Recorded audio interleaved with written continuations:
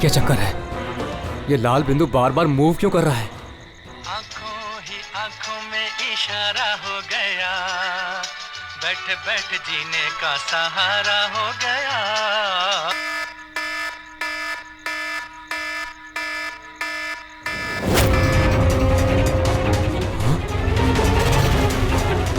ये लाल बिंदु कहाँ गायब हो गया?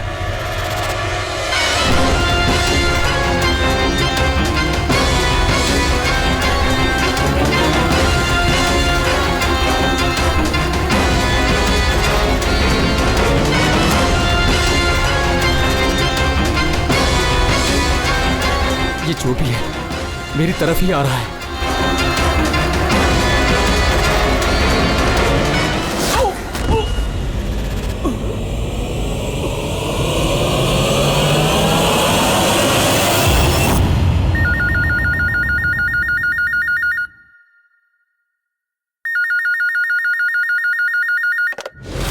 Hello, CID bureau. मैडम मेरे दोस्त की मदद कीजिए, उसकी जान खतरे में है। जान खतरे में है? क्या हुआ आपके दोस्त को? मैडम शशांक कल रात से गायब है, उसका कुछ भी अता पता नहीं है। आपने मिसिंग कंप्लेंट लिखवाई? उससे कुछ नहीं होने वाला है मैडम, उसका कोई फायदा नहीं। मुझे पता है उसको कुछ हो गया है। कल रात को वो मुंबई के किसी सुंदर नगर इलाके में फॉक्स हंटिंग के लिए गया था। क्या मुंबई में लोमड़ियों का शिकार? हे सुनो सुनो, अगर तुम सीआईडी के साथ मजाक करने की कोशिश कर रहे हो तो तुम्हारे लिए बहुत भारी पड़ेगा। 2 मिनट लगेगा तुम्हारा लोकेशन ट्रैक करने में और गिरफ्तार करने में। मैं सच में मजाक नहीं कर रहा हूँ सर, सचमुच में उसकी जान को खतरा है। आप प्लीज जाइए, उसको ढूंढिए। नाम पूछिए उसका। आप बोल कौन रहे हैं? सर मेरा नाम राजीव कुमार है। राजीव, ये फॉक्स हंटिंग ये क्या है? सर मैं आपको वो सब डिटेल में बताऊंगा, पर इससे पहले कुछ हो ना जाए। आप प्लीज सुंदरनगर जाइए, उसको ढूंढिए। राजीव सुनो, राजीव हेलो।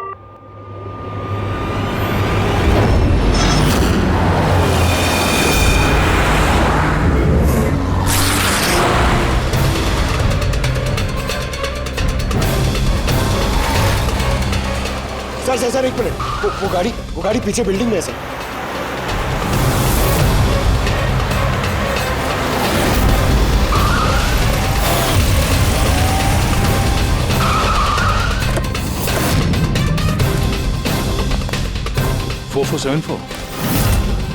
तो शशांक की गाड़ी का नंबर तो यही है। अगर ये शशांक की गाड़ी है तो फिर शशांक भी यहीं पर होना चाहिए।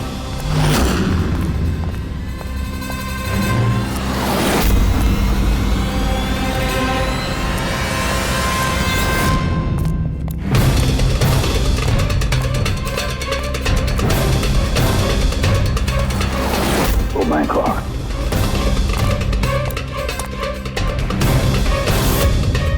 He is dead sir. तो राजू का डर सही निकला। उसे पता था कि शशांक की जान को खतरा है। इसका मतलब राजू जानता होगा कि कौन शशांक की जान के पीछे पड़ा है। बोली तो राजू को फोन करो।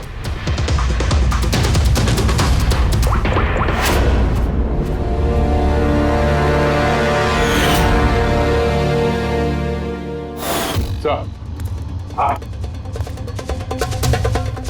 2 गोलियों के शेल, .38 कैलिबर। सर ये राजीव फोन नहीं उठा रहा है। सर कहीं इस राजीव की जान को भी खतरा तो नहीं है? सर एक बात समझ में नहीं आ रही सर, शहर के इस इलाके में कोई लोमड़ियों का शिकार करने क्यों आएगा? शिकारी खुद शिकार हो गया। मुझे तो यहाँ दूर दूर तक कोई भी लोमड़ी नजर नहीं आ रही है। रेडी पंकज, चुप रहो। ये फॉक्स हंटिंग सीक्रेट कोड है और इसका राज सिर्फ राजीव ही बता सकता है। राजीव के घर जाके पता लगाना पड़ेगा।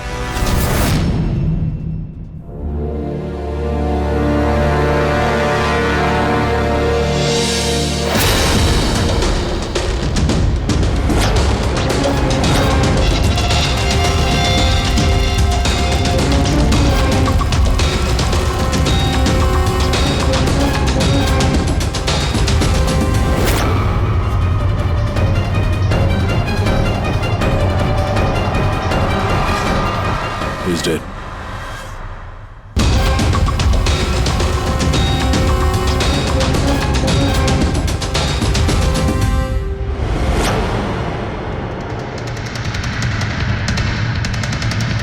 सर राजीव है सर। इसने अपने दोस्त की जान बचाने के लिए हमें फोन किया था और किसी ने इसी को मार दिया। और सर मारा भी शायद उसी गन से। ये देखिए .380 की बुलेट शेल्स, ठीक वैसे ही जैसे शशांक की बॉडी के पास में। ये कोई आपसे दुश्मनी का केस लगता है। किसी की राजीव और शशांक से कोई गहरी दुश्मनी होगी। खूनी तक पहुंचने के लिए सुराग हमें इस घर से ही मिलेगा। सर यहाँ तो बहुत सारे पजल की बुक्स और गेम्स हैं। सर डेस्कटॉप पे भी बहुत सारे पजल गेम्स हैं।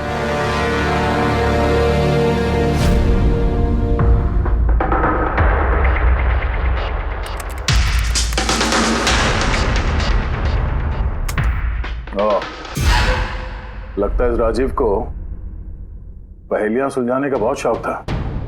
ये देखो, उसके इस लैपटॉप पे ये पजल गेम का वेबसाइट खुला हुआ है।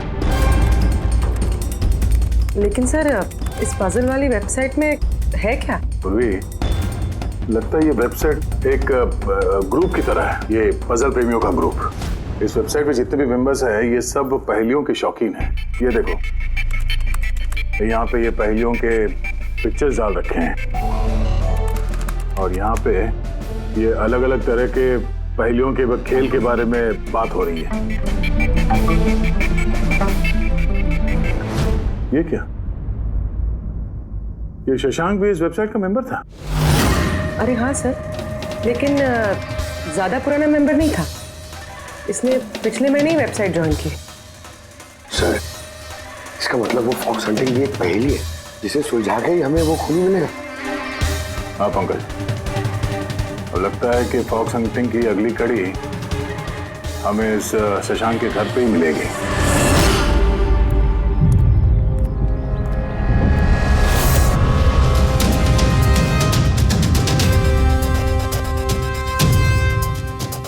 ताला लगा हुआ है दरवाजे पे। लगता है शशांक यहाँ अकेला ही रहता है। कमाल है, आज तो शशांक के यहाँ बहुत मेहमान आ रहे हैं।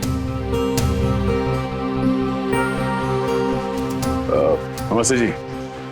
कौन? विकास तुम हो क्या? मैं वो नहीं हूँ जो आप समझ रहे हैं। मैं इंस्पेक्टर दया, सीआईडी से। सीआईडी वाले दया? अरे तुम्हारा तो बहुत नाम सुना है, बहुत कहानियां सुनी है तुम्हारी। शाबाश, ऐसे ही देश का नाम रोशन करते रहो। Thank you. हम लोग यहाँ शशांक जी से मिलने आए थे। शशांक? हाँ। क्या हुआ शशांक? नहीं, कुछ हुआ नहीं उसे। कोई और भी आया था शशांक के घर पे? हाँ, 20-25 मिनट पहले कोई आया तो था।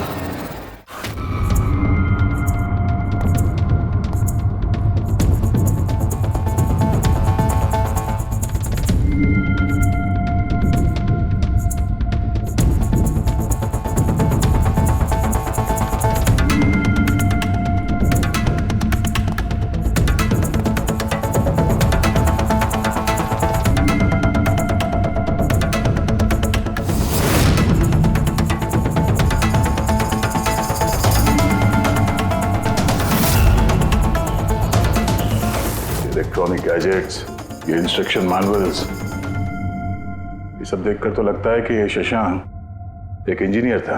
किसी खास तरह के गैजेट के आविष्कार की कोशिश में लगा था ये। हाँ सर, यहाँ पर तो इतने सारे सर्किट बोर्ड्स और ये शॉर्ट वेव रेडियो भी है। ये देखिए।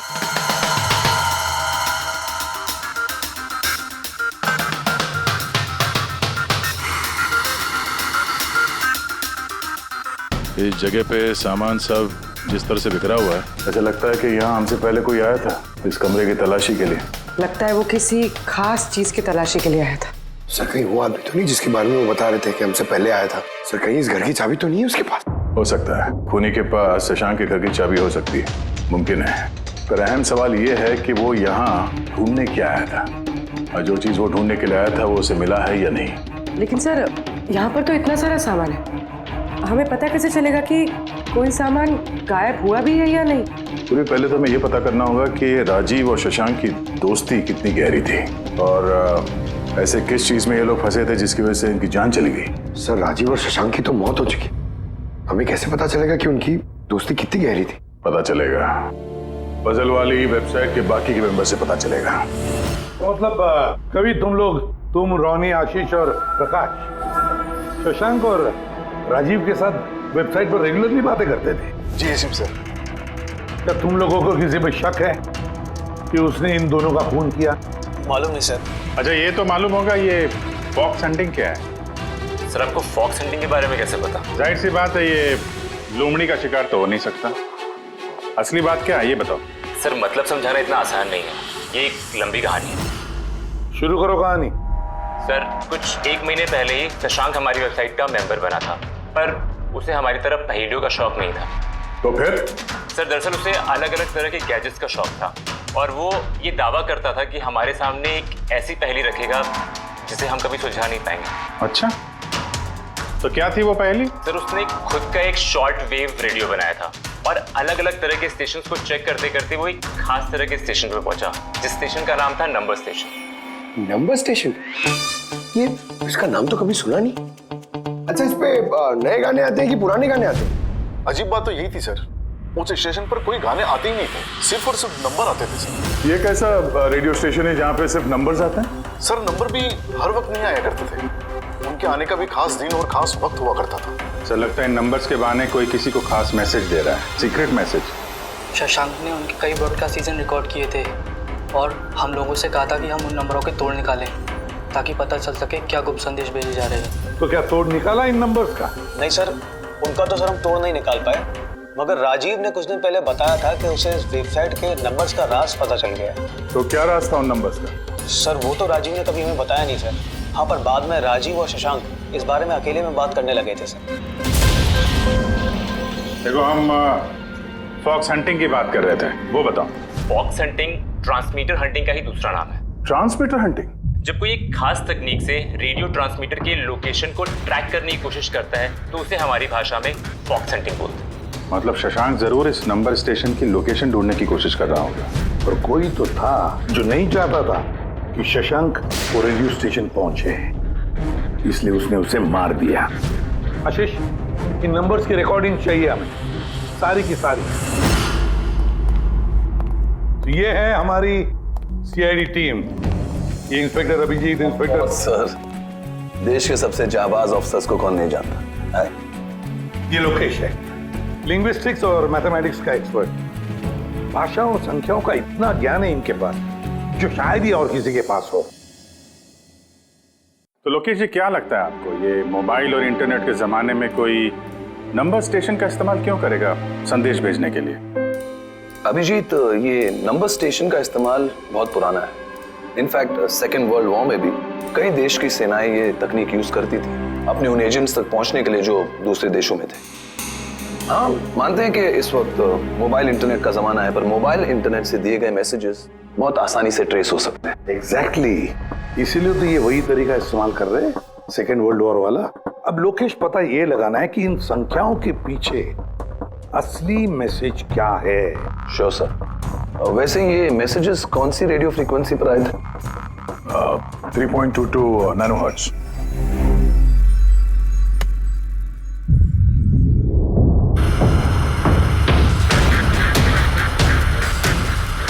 सर इस रेडियो स्टेशन से तो कोई नंबर वंबर नहीं आ रहा है। I am not surprised. I am sure मुजरिम को पता चल गया होगा कि केस अब सीआईडी के हाथ में है, इसलिए उसने अपना मैसेज देने का तरीका या फिर रेडियो फ्रीक्वेंसी चेंज की होगी। तो नया चैनल ढूंढने में कितना वक्त लगेगा? बहुत मुश्किल है दया। एक नया चैनल ढूंढना मतलब रेगिस्तान में सुई ढूंढने के बराबर है। महीनों या तो सालों भी लग सकता है। नहीं लोकेश, हमारे पास वक्त भी नहीं है उतना। एक काम करते हैं, पुराने रिकॉर्डेड मैसेजेस सुनते हैं। लोकेश जी, ये मैसेजेस हफ्ते में 4 बार भेजे जाते हैं, मंडे, ट्यूसडे, वेडनेसडे और थर्सडे को। ये मैसेज सबसे पहले हफ्ते के सोमवार को ब्रॉडकास्ट हुआ था उस नंबर स्टेशन पे। आंखों ही आंखों में इशारा हो गया।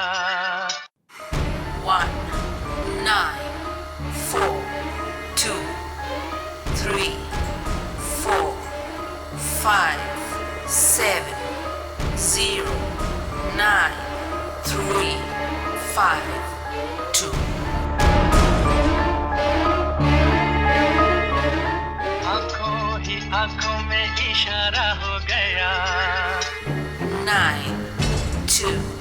3, 4, 0, 5.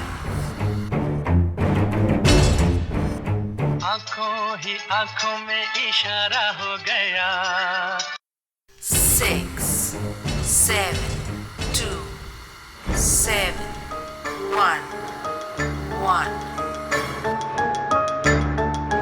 आंखों ही आंखों में इशारा हो गया 5, 2, 1, 8, 0, 7. नो प्लीज टेल मी, ये संदेश चारों दिन एक ही समय पर आए थे कि अलग अलग टाइम पर? नहीं नहीं, एक ही टाइम पे, रात 12 बजे। और फिर हर 2 घंटे बाद इन नंबर्स को रिपीट किया गया था। और इसके अगले हफ्ते के नंबर्स यही थे या दे वर डिफरेंट? नंबर्स तो अलग थे, लेकिन पैटर्न सेम था। मंडे को 13 नंबर्स, ट्यूसडे, वेडनेसडे और थर्सडे को 6 नंबर। इससे साफ जाहिर होता है कि जो मुजरिम है रोज अलग अलग मैसेज भेजते हैं, और ये जो मैसेज ये लोग भेजते हैं वो एक मैसेज 4 हिस्सों में कर भेजते हैं। लोकेश जी, 1 मिनट प्लीज, मुझे कुछ समझ में नहीं आया, आप फिर से समझाएंगे? मैं समझाता हूं, जरा पेपर देना तो।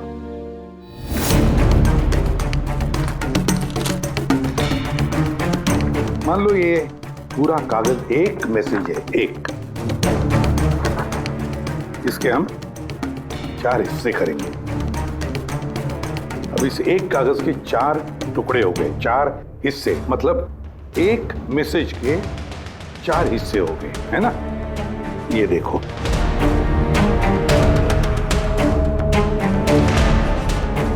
ये रहा मंडे का, ये रहा ट्यूसडे,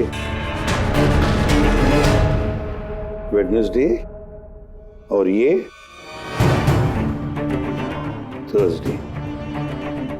तब ये सोमवार, मंगलवार, बुधवार और गुरुवार, ये 4 हिस्से जब एक होते तो एक पूरा मैसेज उनको मिलता था, है ना लोकेश? अभी नंबर्स को देखकर क्या लगता है तुम्हें, क्या मतलब है उसका? सर, ये नंबर्स के पीछे छुपा राज जानने के लिए मुझे वन टाइम पैड की जरूरत पड़ेगी। वन टाइम पैड ये क्या है? जैसा कि मैंने आपको बताया, ये टेक्निक वर्ल्ड वॉर 2 में यूज होती थी।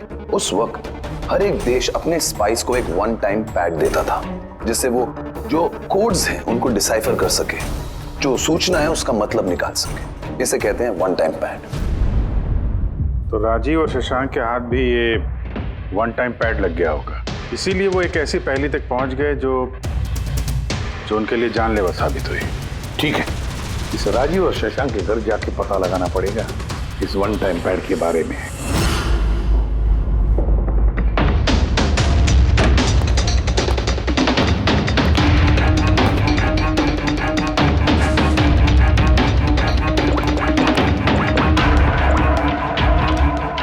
हेलो अभिजीत सर, यहाँ पर तो कोई कागज नहीं है। आपको कोई कागज मिला?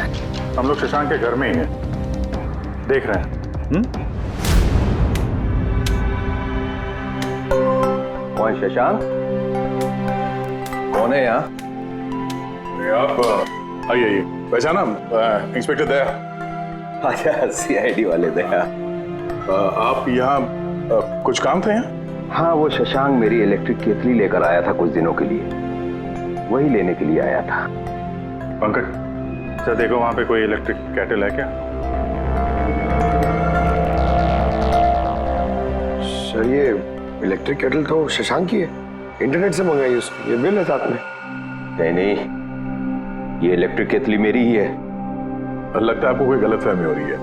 ये केटल तो शशांक नहीं खरीदा था। नहीं दया, मुझे कोई गलतफहमी नहीं हो रही है। तुम्हारा ये ऑफिसर या तो झूठ बोल रहा है और या मेरी तरह अंधा हो चुका है। अरे बदतमीजी क्यों कर रहे हैं? मुझे दिखाई देता है और मैं झूठ नहीं बोलता हूँ। यहाँ पे बिल्स हैं, ये इलेक्ट्रिक केटल, इलेक्ट्रिक कंपोनेंट्स, ये सर्किट बोर्ड और ये किताबों का बिल। क्या कहा? शशांक ने किताबें खरीदी? एक और झूठ। अरे नो झूठ, ये मेरे हाथ में बिल्स हैं। शशांक किताबें खरीद ही नहीं सकता। एक मिनट, आप ये ऐसा क्यों कह रहे हैं? क्योंकि उसे डिसलेक्सिया है। डिसलेक्सिया? हाँ, डिसलेक्सिया। इस बीमारी से पीड़ित लोगों को पढ़ना ही अच्छा नहीं लगता। किताबें खरीदना तो बहुत दूर की बात है। पंकज वो किताबें कहाँ हैं? सर किताबें तो नहीं है, ये खाली डब्बा है। ओह, इसका मतलब है खूनी यहाँ किताबें ढूंढने आया था। तो वो किताबें ही वन टाइम पैड है जिसकी हमें तलाश है। ये कितनी किताबें?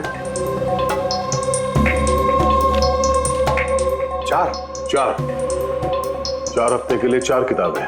कौन कौन सी बुक्स है? तो ये है वो 4 किताबें जो शशांक के लिए ओटीपी का काम कर रही थी।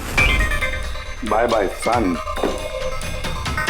High like a kite, the great cyber heist, stone age. और इन्हीं किताबों में वो मैसेजेस भी छुपे हैं जो मुजरिम एक दूसरे को भेज रहे थे।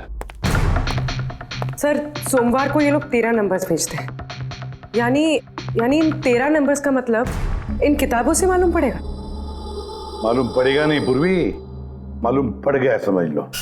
देखो जैसे इंसानों की उंगलियों के निशान, फिंगरप्रिंट्स एक जैसे नहीं होते, किसी के भी एक जैसे नहीं होते, वैसे ही हर किताब का अपना एक ISB नंबर होता है, international standard book number.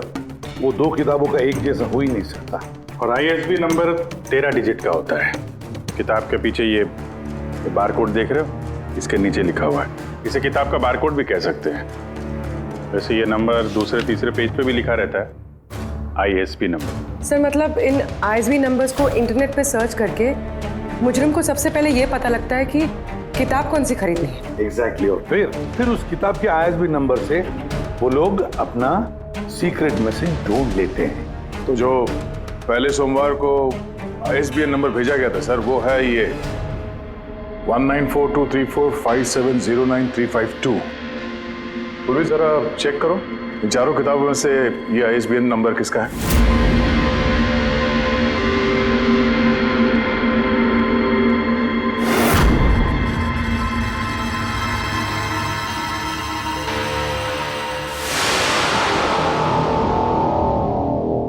Sir ये ISB नंबर बाय सन से मैच होता है। अरे वाह सर, ये तो बहुत आसान है, इसे तो कोई भी समझ सकता है। एग्जैक्टली। इसी तरह हफ्ते के बाकी 3 नंबर भी डिकोड किए जा सकते हैं। मतलब मंडे के दिन का तो उनको सीक्रेट मैसेज का पता चली गया, लेकिन बाकी 3 दिनों में किताब के पेज नंबर से, लाइन नंबर से और वर्ड नंबर से उन्हें मैसेज पता चल जाता है। सर ये ट्यूसडे को आया message 923405, 92 page number 34 line 05 word, मतलब 92 नंबर पेज पे 34 लाइन 5वां वर्ड। ठीक उसी तरह से हर हफ्ते एक नई किताब और एक नया संदेश।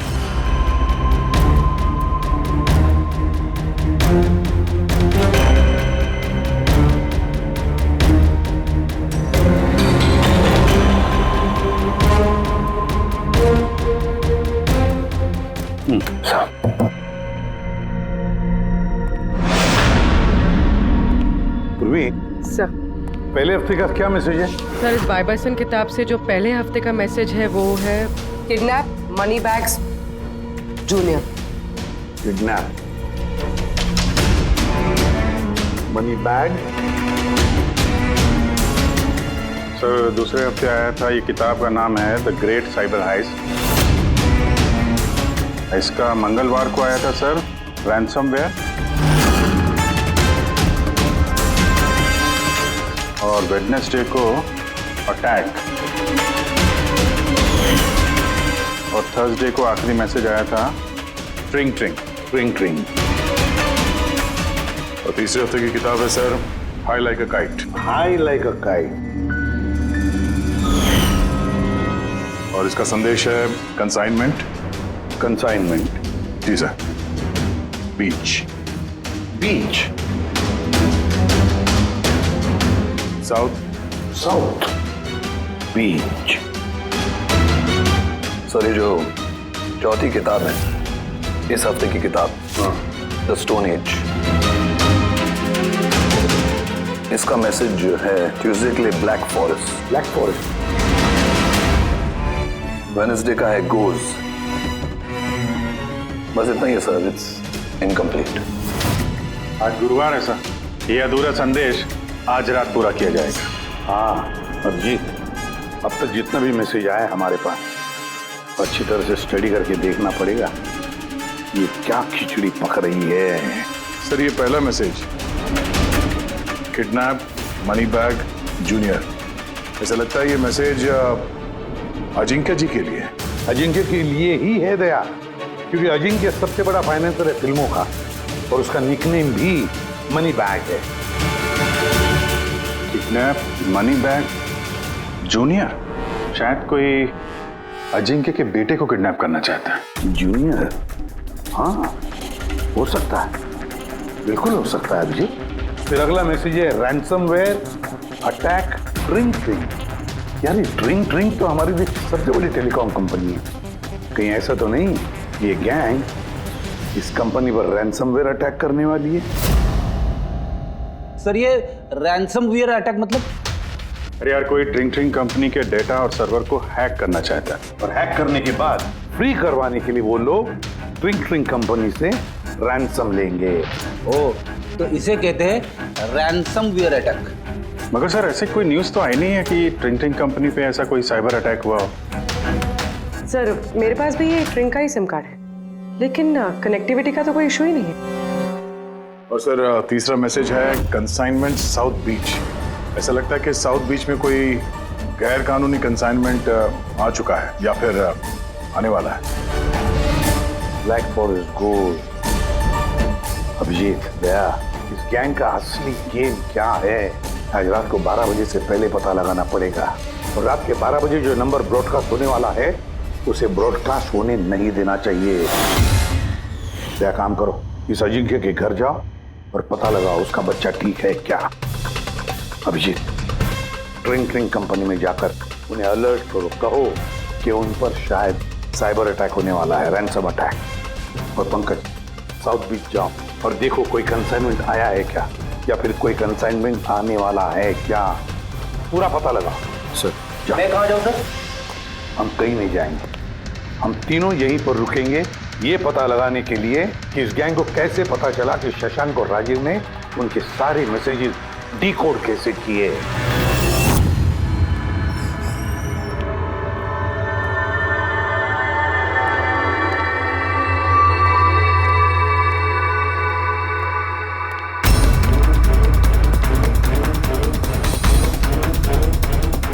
Personal files encrypted. Encrypted? Sir क्या चाहिए सर, किसे मिलना है आपको? फिलहाल सबसे सीनियर कौन है इस ऑफिस में? सर सभी सीनियर्स यहीं पे है, सीईओ और कंपनी के मालिक भी यहीं पे है, बट अभी वो लोग एक अर्जेंट मीटिंग में बिजी है। कहाँ चल रही मीटिंग? देखिए अभी आप उनसे नहीं मिल सकते। कहाँ चल रही है मीटिंग? सर वो वहाँ पे कॉन्फ्रेंस रूम में।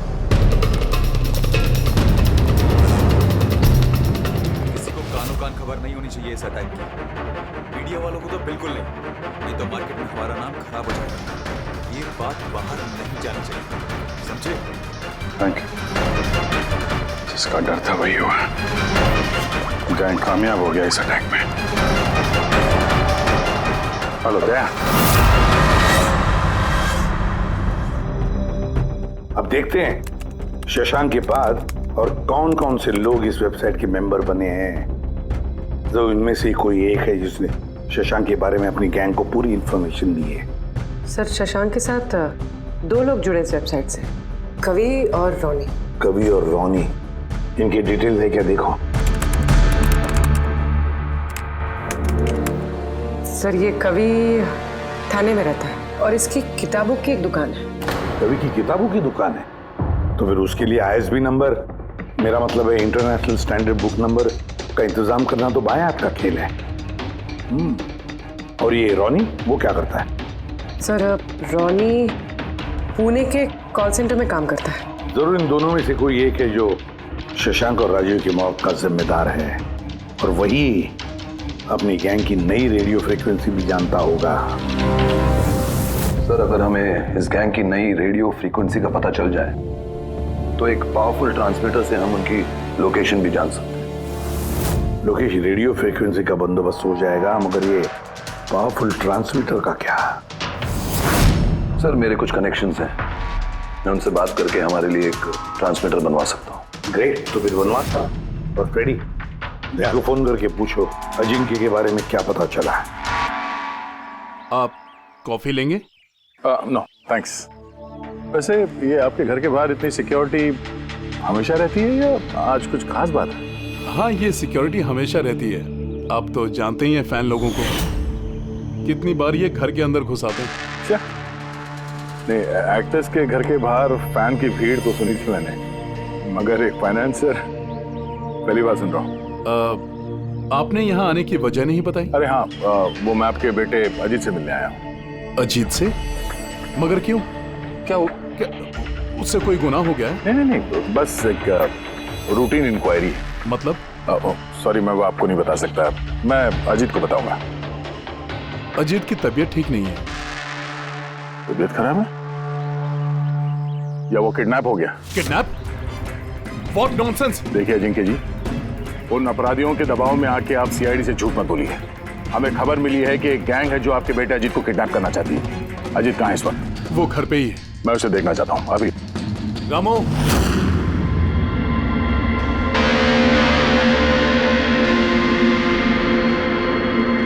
अब तो तसल्ली हो गई। मैंने आपसे कहा था ना मेरा बेटा घर पर ही है, उसकी तबीयत ठीक नहीं है।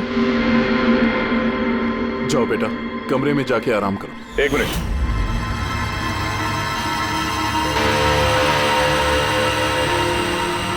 जरा कैप निकालना।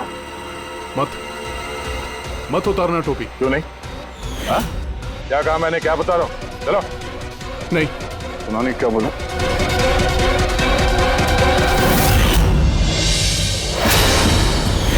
तो तुम्हारे कान को क्या हुआ? हाँ? क्या हुआ क्या ये? आपको इसकी जो किडनैपिंग की खबर मिली है वो बिल्कुल सच है, मगर अफसोस बहुत देर के बाद मिली। इसका किडनैप तो 3 हफ्ते पहले ही हो चुका था। 100 करोड़ रुपए देने पड़े मुझे उस किडनैपर को मेरे बेटे की जान बचाने के लिए। और उन लोगों ने चोट पहुंचाई इसे? उन्होंने पहले ही इसका एक कान काट कर मुझे भेज दिया था और फोन करके कहा कि अगर मैं पुलिस को कुछ भी बताऊंगा तो मेरे बेटे की जान ले सकते हैं वो लोग। I am so sorry. आपके बेटे के साथ जो हुआ वो तो हम बदल नहीं सकते हैं, पर मैं आपसे वादा करता हूँ उन मुजरिमों ने जो किया है उसकी सजा उन्हें जरूर मिलेगी। भगवान के लिए ऐसा कुछ मत करना। अगर उनको पता चला कि मैंने सीआईडी को सब कुछ बता दिया तो मेरे बेटे की जान भी ले सकते हैं। ऐसा कुछ नहीं होगा, मगर आपको हमें पहले ही बता देना चाहिए था। क्या गारंटी है कि ये सब करने के बाद वो किसी और मासूम के साथ ऐसा कुछ नहीं करेंगे? हाँ?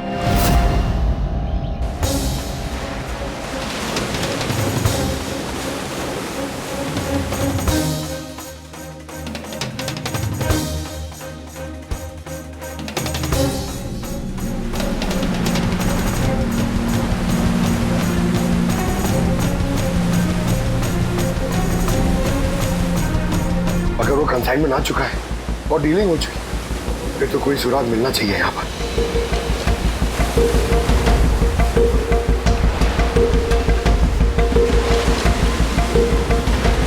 ये निशान कैसे? इन्हें देख के तो लगता है जैसे कि कोई बहुत भारी सामान या डब्बा घसीटा गया है।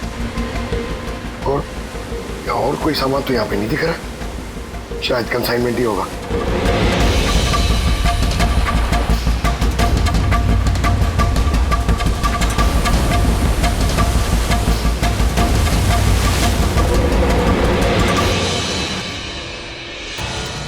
आपके पास तो काफी अच्छा कलेक्शन है किताबों का मिस्टर कवि। आप लोग यहाँ मुझे बुला लिया होता मैं भी और आ जाता। हम लोग वीडियो चैट भी कर सकते थे फिर से। लगता है आपको हमारे यहाँ पर आना पसंद नहीं आया। जी नहीं, ऐसी बात नहीं है। क्या लेंगे आप लोग, चाय या ठंडा? चाय ठंडा तो बाद में ले लेंगे, फिलहाल तो हम लोग किताबें लेने आए हैं। मिलेगी? हाँ, क्यों नहीं। बोलिए कौन सी किताब चाहिए आपको? हमें 4 किताबें चाहिए। Bye bye son, the great cyber heist, high like a kite और स्टोन एज। क्या हुआ? किताबों का नाम सुन के नानी याद आ गई? अरे कोई अपने दुकान से इस तरह भागता है भला? मैडम वो लोग बहुत खतरनाक लोग हैं मैडम, वो मुझे मार देंगे। अगर सच नहीं बोलोगे तो फांसी पे चढ़ोगे। शशांक और राजीव के खून के जरूर। नहीं, मैंने उनका खून नहीं किया, मुझे तो बस उन पर नजर रखने के लिए कहा गया था। किसने कहा था नजर रखने के लिए? कवि! रुक जा! कवि! हाँ, कवि! 6.21 नैनोहर्ट्ज। क्या? लेकिन कवि 6.21 नैनोहर्ट्ज। अब इससे पहले कि इस हफ्ते का आखिरी संदेश वो लोग भेजे और एक जुर्म करें, हमें इस गैंग को रोकना होगा। और सर, जितने भी जुर्म इस गैंग ने किए हैं सब के सब वीकेंड में किए हैं, शुक्रवार, शनिवार, रविवार। हाँ, मतलब गुरुवार के दिन आखिरी संदेश आ जाएगा और फिर फ्राइडे और सैटरडे, शुक्रवार और शनिवार के दिन वो लोग जुर्म कर देंगे। और सर, जुर्म सिर्फ एक तरीके का नहीं है, अलग अलग तरह का। ये kidnapping, cyber extortion. Sir forensic lab से आ रहा हूँ। डॉक्टर सालुंके को रेत से कोकेन की ट्रेसेस मिले सर। माय गॉड, बीच में ड्रग स्मगलिंग चल रही। न जाने किन किन गुनाहों से जुड़ी हुई है ये गैंग। देश की सुरक्षा को ध्यान में रखते हुए हमें इस गैंग को जल्द से जल्द खत्म करना ही होगा। Sir, transmitter 6.21 nanohertz, right? 6.21 nanohertz. तो हम इस गैंग के रेडियो फ्रीक्वेंसी तक पहुंच सकते हैं। अब आएगा मजा, अब हम फॉक्स हंटिंग करेंगे।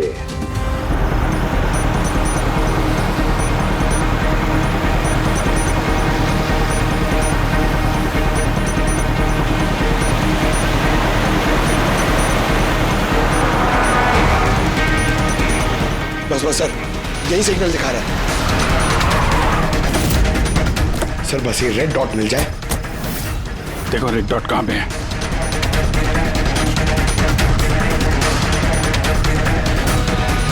सर 12 बज रहे हैं। ये ब्रॉडकास्ट किसी भी वक्त हो सकता है। मैसेज मिस नहीं होना चाहिए।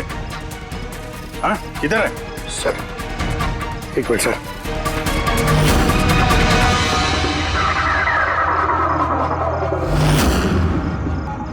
सर, हाँ, एक मिनट सर, इधर है सर। आंखों ही आंखों में इशारा हो गया।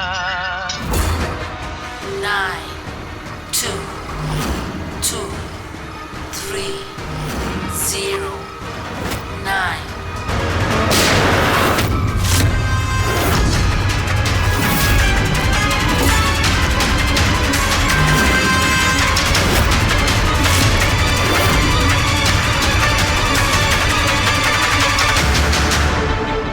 नो, इसने तो अपने आप को गोली मार ली है।